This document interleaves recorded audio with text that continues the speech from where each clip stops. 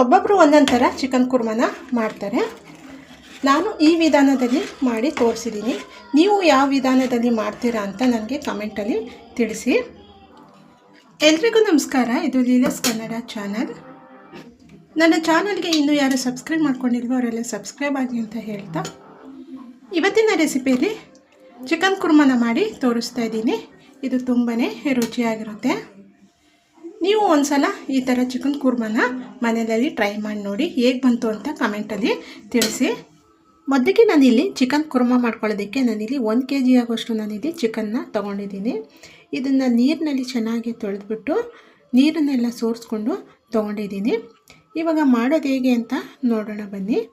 ಇವಾಗ ಮಸಾಲೆನ ಹುರ್ಕೊಳ್ಳೋದಕ್ಕೆ ನಾನಿಲ್ಲಿ ಒಂದು ಕಡಾಯಿನ ಇಟ್ಕೊಂಡಿದ್ದೀನಿ. ಕಡಾಯಿ ಬಿಸಿ ಆದಮೇಲೆ ನಾನಿಲ್ಲಿ ಎಣ್ಣೆನ ಹಾಕ್ಕೊಳ್ತಾ ಇದ್ದೀನಿ. ಎಣ್ಣೆ ಬಿಸಿ ಆಗಬೇಕು. ಎಣ್ಣೆ ಬಿಸಿ ಆದಮೇಲೆ ನಾನಿಲ್ಲಿ 2 ಟೇಬಲ್ ಸ್ಪೂನ್ ಆಗೋಷ್ಟು ನಾನಿಲ್ಲಿ ಕಾಳು ಮೆಣಸನ್ನ ಹಾಕೋತಾ ಇದ್ದೀನಿ. ಇವಾಗ ಮೆಣಸನ್ನ ಚೆನ್ನಾಗಿ ಎಣ್ಣೆನಲ್ಲೇ ಚೆನ್ನಾಗಿ ಹುರ್ಕೊಳ್ಬೇಕು. ಇವಾಗ ಮೆಣಸನ್ನ ಎಣ್ಣೆಯಲ್ಲಿ ಚೆನ್ನಾಗಿ ಹುರ್ಕೊಂಡಾದಮೇಲೆ ಇವಾಗ ಇದಕ್ಕೆ ನಾನಿಲ್ಲಿ 1 ಈರುಳ್ಳಿ, 3 ಹಸಿಮೆಣಸಿಕಾಯಿ, 1 ಗಡ್ಡೆ ಆಗೋಷ್ಟು ಬೆಳ್ಳುಳ್ಳಿ, 1-2 ಬ್ಯಾಡಗಿ ಮೆಣಸಿಕಾಯಿ, ಹಸಿ ಶುಂಠಿನ ಹಾಕ್ಕೊಳ್ತಾ ಇದ್ದೀನಿ. ಇವಾಗ ಈರುಳ್ಳಿ ಎಲ್ಲ ಚೆನ್ನಾಗಿ ಕಲರ್ ಚೇಂಜ್ ಆಗಬೇಕು, ಅಲ್ಲಿ ತನಕ ಇದನ್ನು ಚೆನ್ನಾಗಿ ಹುರ್ಕೊಳ್ಬೇಕು. ಇವಾಗ ಈರುಳ್ಳಿ ಸ್ವಲ್ಪ ಮೆತ್ತಗಾದ್ಮೇಲೆ ಇವಾಗ ನಾನಿಲ್ಲಿ 2 ಟೇಬಲ್ ಸ್ಪೂನ್ ಆಗೋಷ್ಟು ನಾನಿಲ್ಲಿ ಗಸಗಸೆನ ಹಾಕ್ಕೊಳ್ತಾ ಇದ್ದೀನಿ. 1 ಸ್ಪೂನ್ ಆಗೋಷ್ಟು ನಾನಿಲ್ಲಿ ಸೋಂಪು ಕಾಳನ್ನು ಹಾಕೋತಾ ಇದ್ದೀನಿ. 1 ಸ್ಪೂನ್ ಆಗೋಷ್ಟು ನಾನಿಲ್ಲಿ ಗೋಡಂಬಿನ ಹಾಕ್ಕೊಳ್ತಾ ಇದ್ದೀನಿ. 1 ಸ್ಪೂನ್ ಆಗೋಷ್ಟು ನಾನಿಲ್ಲಿ ಹುರ್ಗಡ್ಲೆನ ಹಾಕ್ಕೊಳ್ತಾ ಇದ್ದೀನಿ. ಒಂದು ಅರ್ಧ ಟೀ ಸ್ಪೂನ್ ಆಗೋಷ್ಟು ನಾನಿಲ್ಲಿ ಕೊತ್ತಂಬರಿ ಬೀಜನ ಹಾಕ್ಕೊಳ್ತಾ ಇದ್ದೀನಿ. ಇವಾಗ ಇವೆಲ್ಲವನ್ನು ಚೆನ್ನಾಗಿ ಹುರ್ಕೊಳ್ಬೇಕು. ಇವಾಗ ಎಲ್ಲ ಚೆನ್ನಾಗಿ ಹುರ್ಕೊಂಡಾದಮೇಲೆ ಇವಾಗ ಇದಕ್ಕೆ ನಾನಿಲ್ಲಿ ಅರ್ಧ ಬೋಳ ಆಗುವಷ್ಟು ನಾನಿಲ್ಲಿ ತೆಂಗಿನ ತುರಿನ ಹಾಕ್ಕೊಳ್ತಾ ಇದ್ದೀನಿ. ಸ್ವಲ್ಪ ಕೊತ್ತಂಬರಿ ಸೊಪ್ಪನ್ನು ಹಾಕ್ಕೊಳ್ತಾ ಇದ್ದೀನಿ. ಇದನ್ನು ಹಾಕ್ಕೊಂಡು ಚೆನ್ನಾಗಿ ಹುರ್ಕೊಳ್ಬೇಕು. ಇವಾಗ ಇದನ್ನು ಹುರ್ಕೊಂಡಾಗಿದೆ. ಕಾಯಿ ಹಾಕಿದ್ಮೇಲೆ ತುಂಬಾ ಹುರ್ಕೊಳ್ಬಾರ್ದು. ಸ್ಟವ್ನ ಆಫ್ ಮಾಡಿಬಿಟ್ಟು ಕಾಯಿನ ಹಾಕ್ಕೊಂಡು ಹುರ್ಕೊಳ್ಬೇಕು. ಇವಾಗ ಇದು ಪೂರ್ತಿ ತಣ್ಣಗಾಗಬೇಕು. ತಣ್ಣಗಾದ್ಮೇಲೆ ಇದನ್ನು ಮಿಕ್ಸಿ ಜಾರ್ಗೆ ಹಾಕ್ಕೊಂಡು ನುಣ್ಣಗೆ ರುಬ್ಕೊಂಡು ಬರಬೇಕು. ಇವಾಗ ಮಸಾಲೆನ ಇಷ್ಟು ರುಬ್ಕೊಂಡ್ರೆ ಸಾಕು. ಇವಾಗ ಅದೇ ಕಡೆಗೆ ನಾನು ಚಿಕನ್ ಕುರ್ಮ ಮಾಡ್ಕೊಳ್ಳೋದಕ್ಕೆ ನಾನಿಲ್ಲಿ ಎಣ್ಣೆನ ಹಾಕ್ಕೊಳ್ತಾ ಇದ್ದೀನಿ. ಎಣ್ಣೆ ಬಿಸಿ ಆಗಬೇಕು. ಆದಮೇಲೆ ನಾನಿಲ್ಲಿ ಮಸಾಲ ಪದಾರ್ಥಗಳನ್ನ ಹಾಕ್ಕೊಳ್ತಾ ಇದ್ದೀನಿ. ಚಕ್ಕೆ, ಲವಂಗ, ಕಲ್ಲು ಹೂವು, ಮರಾಠಿ ಮೊಗ್ಗು, ಒಂದು ಜಾಪತ್ರೆ, ಕರಿಬೇವಿನ ಸೊಪ್ಪನ್ನು ಹಾಕ್ಕೊಳ್ತಾ ಇದ್ದೀನಿ.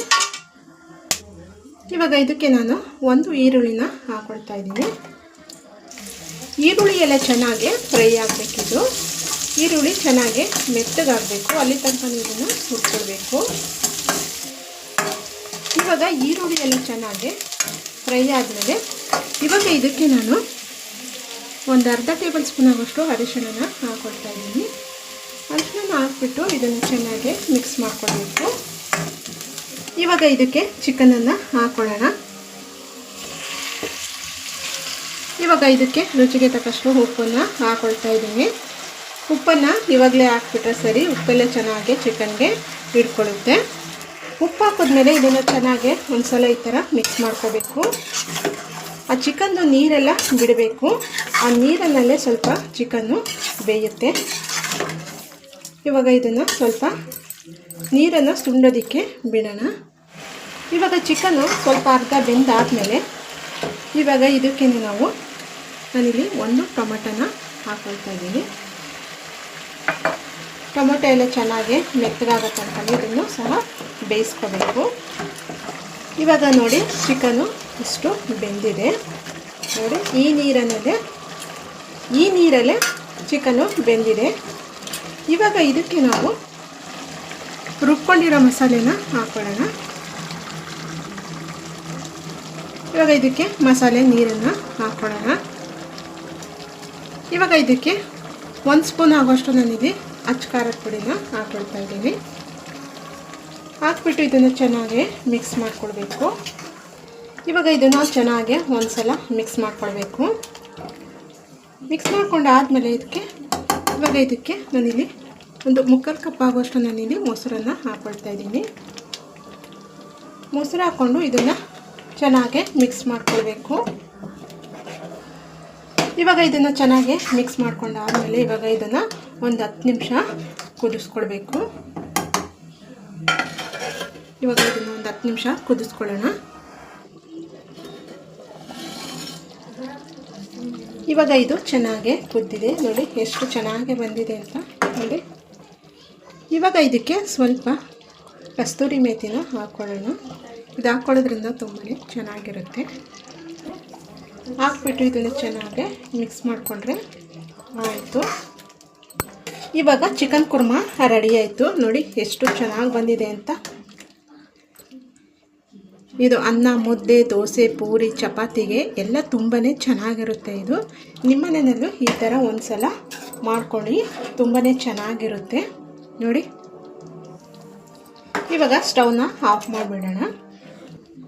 ಈ ವಿಡಿಯೋ ಇಷ್ಟ ಆಗಿದ್ದರೆ ಒಂದು ಲೈಕ್ ಮಾಡಿ, ಶೇರ್ ಮಾಡಿ, ಕಮೆಂಟ್ ಮಾಡಿ. ನನ್ನ ಚಾನಲ್ಗೆ ಸಬ್ಸ್ಕ್ರೈಬ್ ಆಗೋದನ್ನು ಮರೆಯಲೇಬೇಡಿ.